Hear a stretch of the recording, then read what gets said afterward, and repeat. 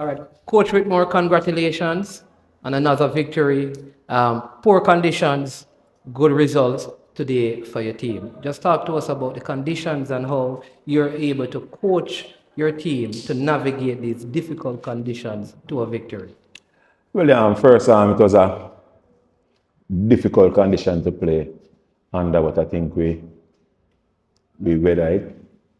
You know, it's all about the victory.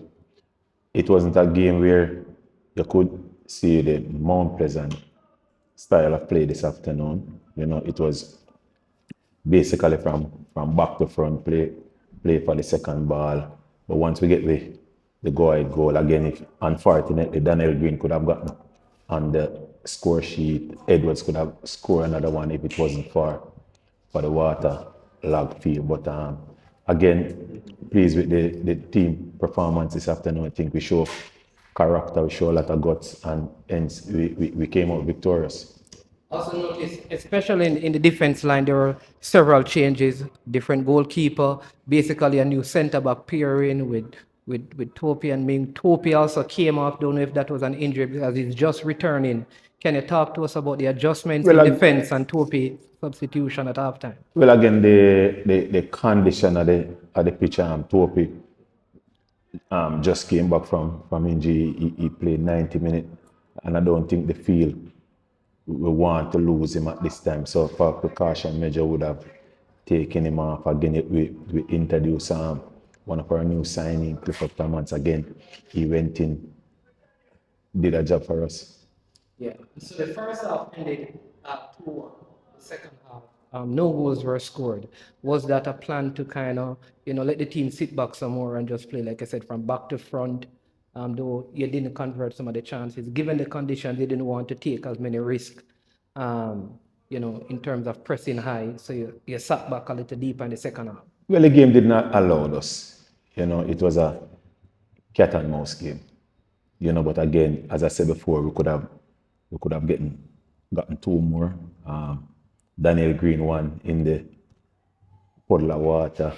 Ryan Edwards again. So, as I said before, comfortable leading 2-1. Why not settle for that? Finally, for me here is you have two games coming up, one on Monday, and then you have one on Thursday.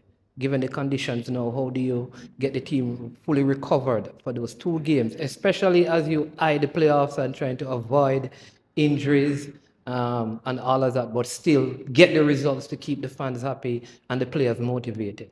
Well, again, you would have seen the recovery taking place right after the game. So that's a plus for us. We come tomorrow morning again, get the guys up. I think we have depth in the squad, so it shouldn't be a problem for us. So every game is important leading up to the playoffs. So we treat every game that way. Coach Whitmore, only three questions. First one, statistics have shown that whenever rain falls at Draxall, you always come out victorious from the season starts. What's your take on that? Well, for me, it's a game by game. It doesn't really matter the condition that we play in. We want to do well, we want to win the game. And it was a case like that this afternoon.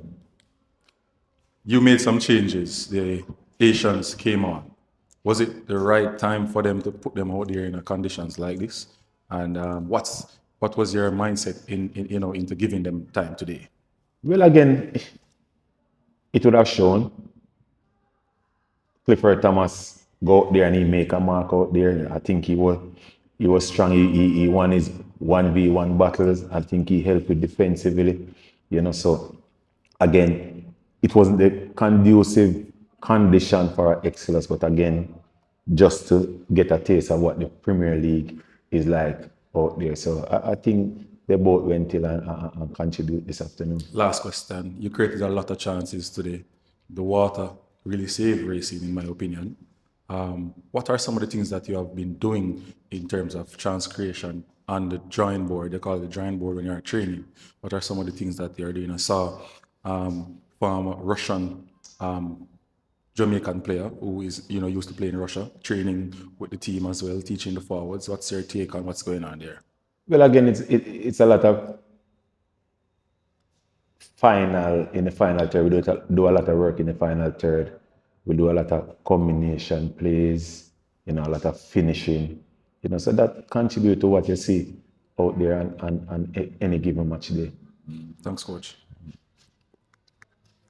Coach, Ryan Edwards could have had actually a trick this evening. What's your thoughts on his performance so far this season? And what's your thoughts on his performance tonight? Well, he's a player that work hard. He's a player that contribute a lot to this Mount Pleasant team. At times, I figure he tried too hard to get on the score sheet, but very pleased with his contribution so far. I want to piggyback on what you said about Ryan Edwards. When you look on that you went all the way to tier 2 for him. What does that say about Mount Pleasant Academy here? That they're looking high and low for all of the players? Well, it's just the talent. We have played a practice game against this racing team the first time I've seen him, and he was a handful.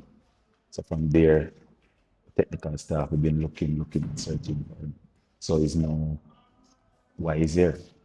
And should the other players in the island can look forward to, even in tier 2 now, that they need to push up their performance right now, that they know that if they perform at a high level, clubs like Mount Pleasant Academy can come calling? Well, this is something that and not only Mount Pleasant. It doesn't matter where you're playing. At all time, you want to give up your best.